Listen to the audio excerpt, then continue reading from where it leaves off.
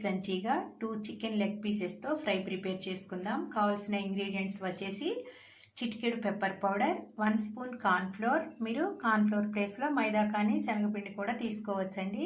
2 spoons మిర్చి powder, 1/2 spoon జీరా powder, 1 spoon salt, 1 spoon garam masala, 1.5 spoon ధనియా పౌడర్, చిటికెడు పసుపు, 1 స్పూన్ జింజర్ గార్లిక్ పేస్ట్.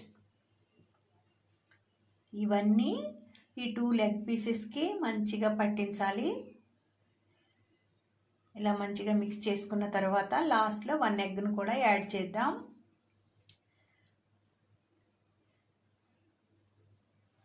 మన ఛానల్లో శనగపిండి, మైదాపిండి, లెమన్, కర్డ్ ఇవన్నీ వేసి కూడా నేను లెగ్ పీసెస్ ఫ్రై చేశానండి. ఉంది కింద డిస్క్రిప్షన్ బాక్స్లో లింక్ ఇస్తాను, ఆ వీడియో కూడా ఒకసారి చూడండి.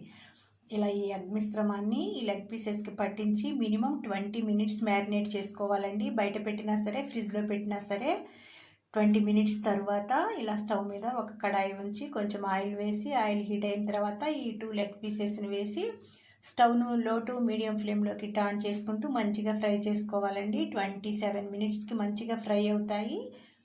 ఇలా ఫ్రై అయిన తర్వాత లాస్ట్లో కొంచెం కరివేపాకు, 4-5 గ్రీన్ చిల్లీస్ వేసి 2 to 3 సెకండ్స్ ఫ్రై చేసుకుని సర్వింగ్ బౌల్లోకి తీసుకుని సర్వ్ చేసుకోవటమేనండి. చాలా క్రంచీగా ఉంటాయండి. డైరెక్ట్గా తినొచ్చు లేదా టమాటో సాస్తో తీసుకున్నా సరే.